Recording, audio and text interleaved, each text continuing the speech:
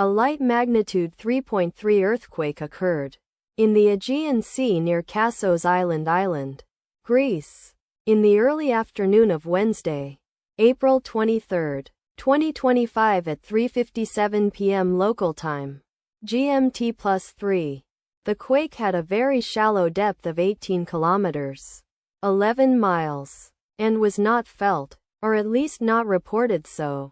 First to report, AUTH after 2 minutes. The earthquake occurred one day 19 hours after a magnitude 3.6 earthquake had hit on Monday, April 21, 2025, at 8:58 p.m.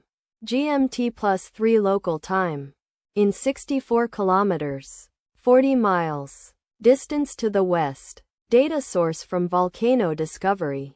Do you feel it? Let us pray. May the earthquake that occurred not affect our brothers and sisters there. And may the earthquake not happen again. Amen.